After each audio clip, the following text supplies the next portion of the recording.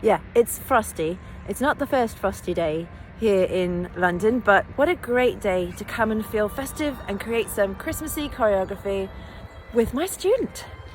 Look, we have an outdoor ice rink instead of a pond. And the Christmas feel keeps going indoors because look at our beautiful tree.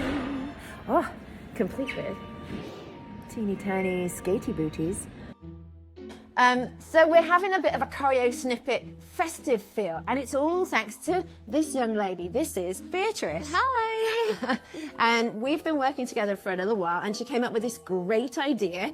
We both loved ballet when we were kids, and we always talk ballet terms. So how's about doing a bit of fun choreography to the Nutcracker? And I thought, yes!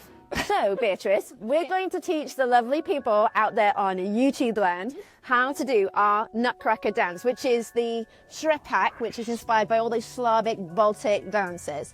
So let's start with the easiest step. Which one did you find the easiest? I think the skippity hop thing. The skippity hop thing, you crazy person. Okay, skippity hop. Let's show you what we're talking about here. We make a glide and we hop and skate away onto the next foot. So when we're doing this, this is like a version of a bunny hop, isn't it? Instead of changing feet as we bunny hop like normal, we're planning to take off and land on the same foot and then walk away. So let's try that together again, shall we, Beatrice? We want to make sure we give everyone a good demonstration. Which leg are you doing it on?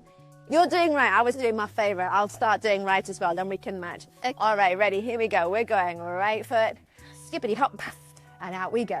That is a good idea. So we're going to do all of the toe type steps first. Let's make sure we're in shot. Yes, we are. So the next one, Beatrice calls it the pirate. The pirate. Okay, so this one is where we are making a drop down low in our knees, but we start up high, don't we? And then we go down low onto two toes and then out to the other side. Now, why two toes? We're trying to stay as much as we can on our toes because we don't want any slip and slide as we do this. If we're really struggling with being on two toes, we can be one flat and one toe and bend to a level that we feel comfortable. If this is too low, it's more about the shapes that we're making when we're doing this. This is an homage to all of those Slavic Balkan style dances, and it's a pastiche. It's taking some of the flavors. It doesn't have to be all the way, you know, like there's no way I can manage to do that either. This is meant to be a fun experience of dancing.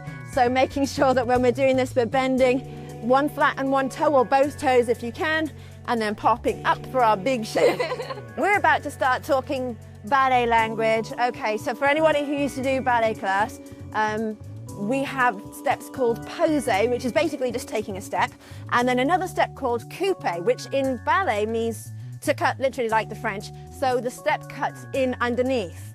So we used to always have this, I was in my ballet class, it would be like pose, coupe, pose, pose, coupe, pose, and it also happens to fit very nicely with this genre. Now, we haven't mentioned arms up until now, but we're going to mention that we're going to use a gentle swaying from side to side, which is a little bit more like the feminine part of these Eastern European folk dances.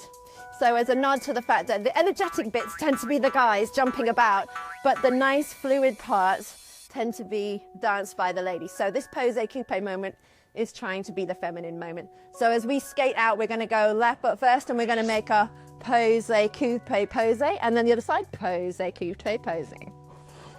That was very nice. And we need to step on the heels first. We need to step on our heels first. Okay, well, we can, that's a style note too. We can either, if we're finding it tricky, we can step out a bit flat-footed, or if we want to super stylize it and be a little bit swish, we can even make that more heel as we do our pose coupe and then flatten out. So we can get heel for the first pose, toe for the coupe, and then heel and into a flat for the last part. Let's try and get that feet on film, shall we? We'll do it with the heely version.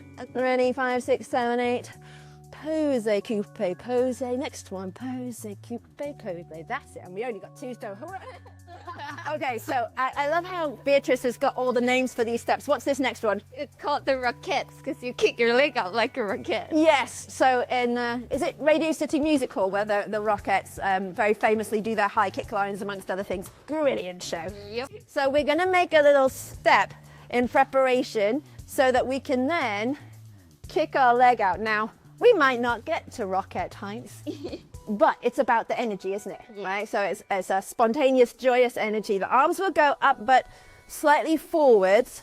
All right, we're going to make sure that we keep our core nicely engaged. And if anything, we're going to be a little bit more forwardsy perched because we might be doing this on our toe pick. We are really, aren't we? Yeah. Yeah, we're on our toe pick as we're doing this. So we're stepping, but we're relevating or rising up onto our toe pick, which means you might, in ice skates, you might need to leave a little bit of slack and bend in your standing leg just to be safe, okay? So as we make our first step across, then we're going to shoot everything up. There you go. We weren't synchronized, but we had lovely leg lines. Let's give it another try. So we're going to give it 5, 6, 7, step on, 8, 1.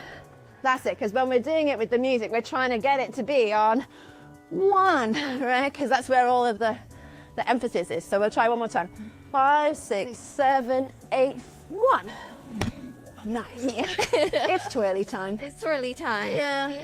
I think this is my favorite step because it's very like the whirling dervishy kind of moments that you see in those dances in the divertissement.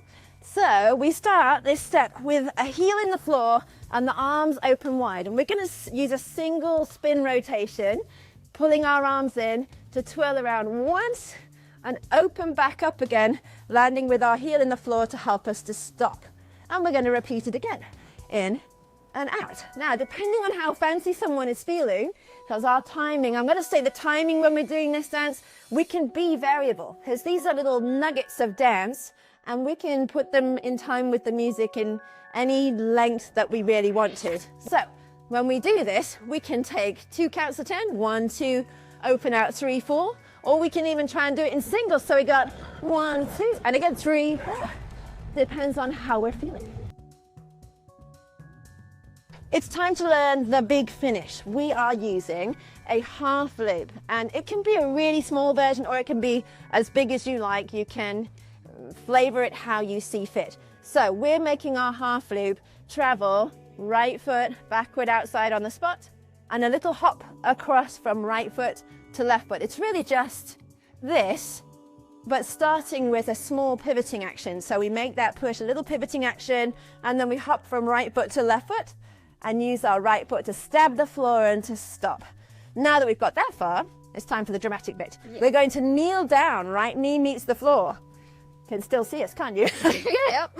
Now, your blade is curved, so we're going to use the fact that the blade can do this as a way to shoot it out and get your heel out. Now, to stay steady, if this leg is too much staying in this line, will become very, very narrow and likely to topple over.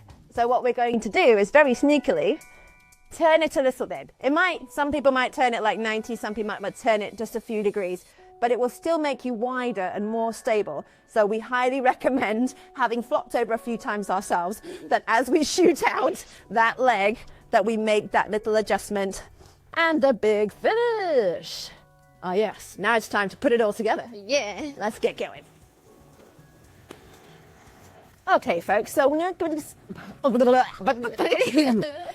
in the true style of Christmas outtakes, we're going to start putting it all together. So, talking you through, knowing the names of the different steps, we're going to start with the rocket, aren't we? Yes. Yeah. So we start with, and you can start with a bit more style, right? We're waiting, the music is going, we're staying in style. We're going to make our step across, and we're going to go rocket, pow, step. Now, we're going to move on to our skippity-doo. So, we're going to take a step onto our right foot and make our skip. Ba-boing. Next, we have an inside 3-turn because we were balanced on our left foot. We're going to change to our right foot and make an inside 3-turn and immediately snowplow so that we can collect ourselves and create a presentation moment. Now, I'll move back so that my feet are in frame.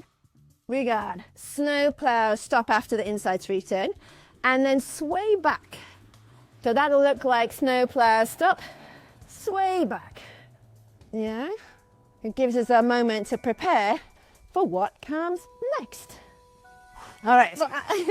In the true fashion of Cinderella, we are really running out of time before I have to run to a different rink and start teaching somebody else. So what we're going to do now, wait, where were we? We have made our stop. Help me, Beatrice, what next? We have the steppy step. Ah, yes, the pose coupe. Thank you, I had totally forgotten. So we get pose coupe pose, nice arms, pose coupe pose. We repeat our stop and pull back. Now it's our favorite, it's the pirate. Here it comes. We're going down pirate and open out the other side. Into our twirls. We go twirl 1, open sesame, twirl 2, open sesame. Time for our little half loop. Pivoting, jumping, landing, kneeling, big finish. Awesome. Thank you, Beatrice, for having the best idea for what to do this Christmas. I love it so much.